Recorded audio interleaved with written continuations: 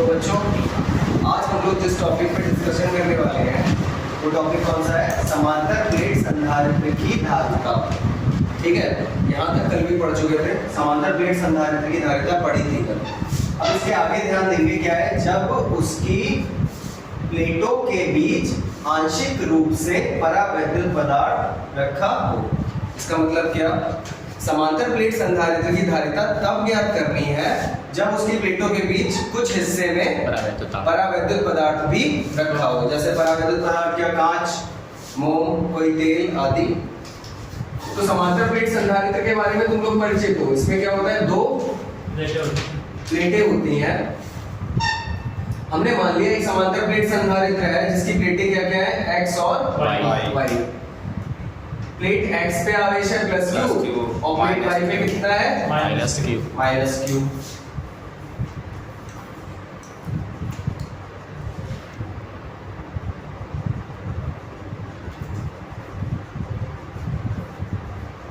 अब क्या ये -q वाली जो प्लेट है ये किससे जुड़ी रहती है? पृथ्वी से। बहुत बार तुम लोग पढ़ चुके हो, ठीक है, तो मायने से तुम समझ लेना सही से। तुम लोग पहले भी पढ़ चुके हो, ये वाली प्लेट को किससे जोड़ दिया जाता है? पृथ्वी से। और ये वाली प्लेट भी कहीं जोड़ी जाती है, वो क्या होता है? स्वर्णपत्र विद्युतदर्शी। दिखा नहीं रहा, सेम डायग्राम होता है, सब जानते हो, सब परिचित हो, इसलिए बार बार नहीं दिखा रहे हैं। अब ये जो समांतर प्लेट संधारित्र है, बीच में क्या है अभी? वायु या निर्वात। इसकी धारिता कल हम निकाल चुके हैं, कल वीडियो में भी है, अपलोड है वो, और इसकी धारिता हम कल निकाल चुके हैं। तो आज हम क्या करेंगे, इसमें थोड़ा सा ऐड करेंगे। क्या? इसके बीच में एक पट्टी रख देंगे,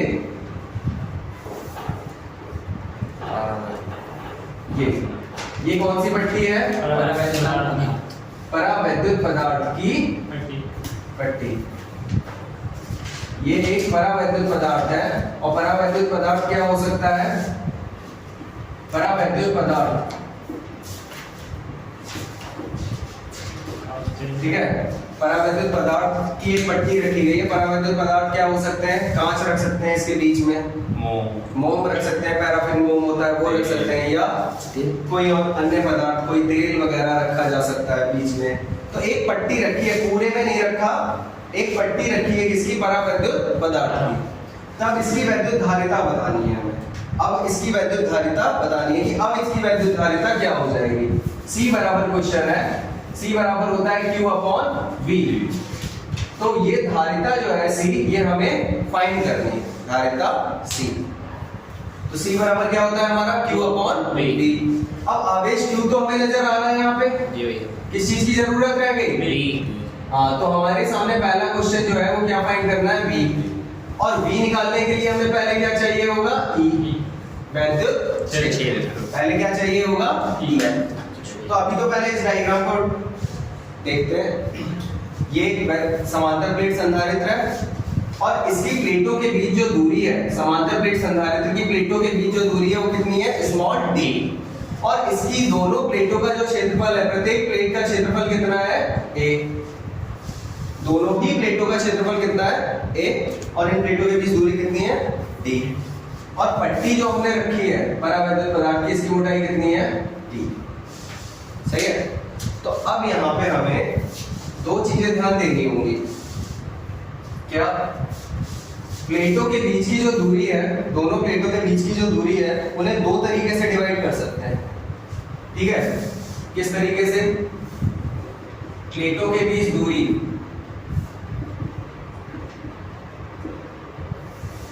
परावैद्युत पदार्थ में। अब प्लेटों के बीच की जो दूरी है, यहां से यहां तक की अगर मैं एक लाइन बना के दिखाऊं तो ये दूरी जो है वो ऐसे तो पूरी d है, लेकिन इसका कुछ हिस्सा किसके अंदर आ गया? ठीक है, परावैद्युत पदार्थ के अंदर आ गया, और वो कितना है? d। तो परावैद्युत पदार्थ के अंदर जो प्लेटों के बीच दूरी है वो कितनी है?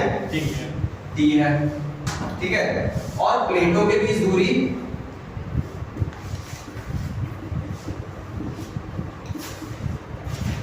वायु में। देखो जहां परावैद्युत पदार्थ नहीं है, जहां परावैद्युत पदार्थ नहीं है वहां पे क्या है? वायु। ये दोनों हिस्सों में क्या होगी? वायु। और यहाँ भी क्या होगी, वायु। तो प्लेटों के बीच जो दूरी परावैद्युत पदार्थ में वो तो t है।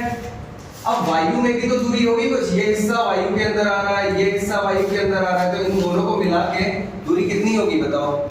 पूरी d है, d में से ये t हटा दें तो ये वाली दूरियां दोनों बच जाएंगी, है ना।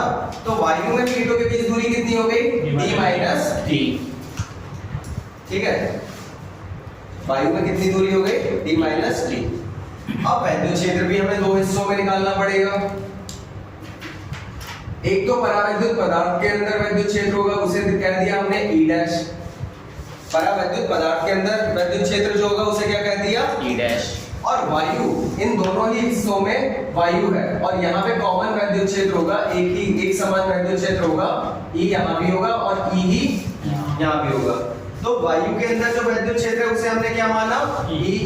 और परावैद्युत पदार्थ के अंदर जो वैद्युत क्षेत्र माना है हमने वो क्या माना है? E dash. E dash. तो ये दोनों मान भी निकालने पड़ेंगे हमें, सही है। तो परावैद्युत पदार्थ में वैद्युत क्षेत्र, परावैद्युत पदार्थ में वैद्युत क्षेत्र E डैश बोला है हमने इसे। E डैश बराबर होता है सिग्मा अपॉन एप्सिलॉन नॉट, लेकिन परावैद्युत पदार्थ है जिसका परावैद्युतांक जो है वो कितना है? K। परावैद्युतांक कितना है? K। तो K एप्सिलॉन नॉट लगाओगे, सही है। अब E डैश बराबर क्या हो जाएगा? सिग्मा की जगह पे हम क्या रख सकते हैं? Q upon A। K epsilon not. Sigma बराबर क्या होता है? Q अपॉन A बराबर आवेश पृष्ठ घनत्व। सिग्मा की वैल्यू हम जानते हैं, पहले भी पढ़ चुके हैं।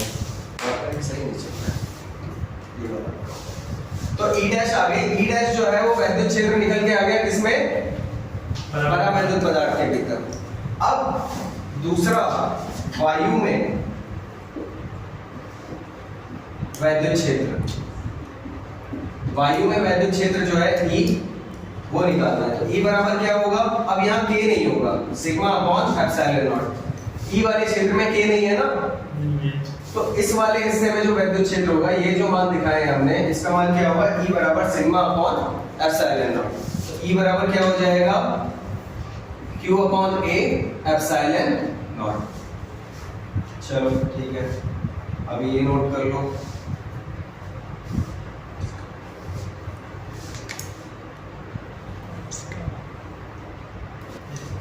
अब देखो, हम वैद्युत क्षेत्र निकाल चुके हैं, E डैश और E डैश जो है वो इस क्षेत्र के भीतर है, परावैद्युत पदार्थ के भीतर जो वैद्युत क्षेत्र है उसका मान निकाल लिया, और वायु के अंदर जो वैद्युत क्षेत्र है उसका मान भी निकाल लिया। दोनों अलग अलग मान होंगे, वायु के अंदर अलग और परावैद्युत पदार्थ के अंदर अलग।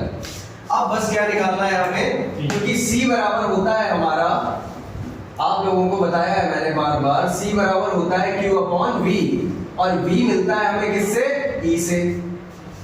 जब E निकाल लेते हैं तो V निकल आता है ना। तो अब E तो हम निकाल चुके, दोनों ही हिस्सों में E निकाल चुके, वायु में भी और कहां? परावैद्युत पदार्थ में भी। तो अभी हमें फाइंड करना है V।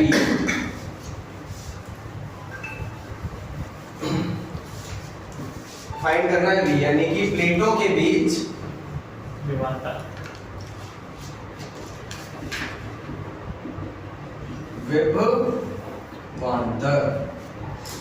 प्लेटों के बीच विभवांतर V। अब देखो, फॉर्मूला तुम लोगों को विभवांतर का पता है, जो वैद्युत क्षेत्र से कनेक्ट होता है। E बराबर क्या होता है? V upon D। E यहाँ पे क्या है? वैद्युत क्षेत्र। ये याद रखना है बिल्कुल तुम लोगों को, ठीक है, ये याद ही रखना है। E बराबर क्या होता है? वैद्युत क्षेत्र। V क्या होता है? विभवांतर। और D क्या होती है? दूरी। अब यहाँ से अगर मैं V को निकालना चाहता हूँ तो V बराबर क्या होगा? E into D।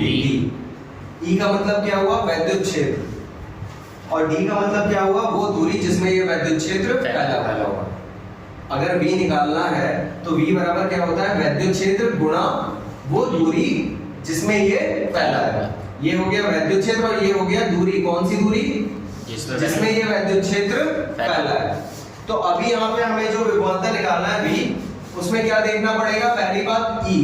E वायु में वैद्युत क्षेत्र है और वो कितनी दूरी में फैला हुआ है? D माइनस D, है ना? वायु में दूरी जो थी D माइनस D तो थी जी। देखो ये दूरी और ये दूरी मिला के T हटा दो, D में से तो निकल आएगी ना। तो वैद्युत क्षेत्र E कितनी दूरी में फैला है? D minus D। और E डैश कितनी दूरी में फैला हुआ है? T में। परावैद्युत पदार्थ के भीतर फैला हुआ है ना ये। E डैश जो वैद्युत क्षेत्र है यहाँ से यहाँ तक तो फैला हुआ है ना? ये दूरी कितनी है? T। E डैश फैला है T में, तो यहाँ पे जो विभवांतर होगा वो क्या होगा? E dash into T। अब E और E डैश की वैल्यू यहाँ पे पुट कर देंगे हम। दोनों वैल्यू निकाल चुके हैं। E की वैल्यू कितनी है? Sigma upon epsilon naught A D minus T plus E dash कितना है? Sigma upon K epsilon naught A और T कॉमन आ रहा है इसमें से कुछ? Sigma upon epsilon naught A common आ गया। क्या बचेगा? D minus T plus T upon K। अब तुम लोगों को एक सीधा सा फॉर्मूला बताया है मैंने संधारित्र की धारिता का। भैया सिग्मा की जगह क्यों आया? ये मैं हाँ सिग्मा नहीं लगाया था हमने, Q upon epsilon naught A था। सही है, कोई बात नहीं, बढ़िया।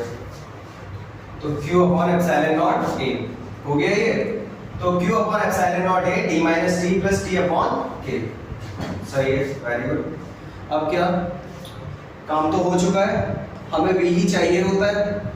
अगर हमें धारिता निकालनी है तो हमें क्या चाहिए होता है? C बराबर होता है Q अपॉन V। Q तो पता होता है, आवेश तो दिया होगा, हमें क्या चाहिए होता है? बस V। और V का मान हम निकाल चुके हैं, तो यानी कि हमारा काम जो हमें करना था वो हम कर चुके हैं। बस धारिता निकालनी है, तो C बराबर हो जाएगा आपका Q अपॉन V होता है। तो Q अपॉन V क्या है यहाँ पे? Q upon epsilon naught A और D minus T plus T upon K।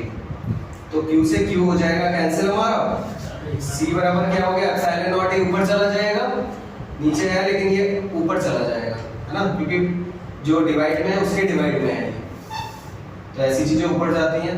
Epsilon naught A ऊपर आ जाएगा और फॉर्मूला क्या बनेगा? D minus T plus T upon K। तो ये आ गया हमारा धारिता का फॉर्मूला संधारित्र का, जब उसके बीच एक पतली पट्टी रखी हो। किसकी? परावैद्युत पदार्थ। पूरे भाग में नहीं है, परावैद्युत पदार्थ की जब एक पट्टी लगाई जाएगी तो धारिता का जो फॉर्मूला बनेगा वो कैसे बनेगा? C बराबर epsilon naught A upon D minus T plus T upon K। ये निकल के आ गया। और निकालने का तरीका क्या है? बहुत सिंपल रहा हमारा। क्या चाहिए था हमें? C बराबर होता है Q अपॉन V। फिर से बता रहा हूँ एक बार, तो Q हमें पता था, हमें क्या चाहिए था? V निकालने के लिए हमने पहले वैद्युत क्षेत्र निकाल लिया, फिर वैद्युत क्षेत्र की के द्वारा V निकाला। V की वैल्यू ये आ गई हमारी और V की वैल्यू भी यहाँ लगा दी Q अपॉन V में। V की वैल्यू लगाते हैं, ये निकाला है, इसको अलग करके निकाल सकते हैं। हाँ, पहले इस हिस्से में वैद्युत क्षेत्र निकालो, फिर इस हिस्से में वैद्युत क्षेत्र निकाल लो, ठीक है? फिर विभवांतर निकालो, दोनों हिस्सों का विभवांतर जोड़ दिया है।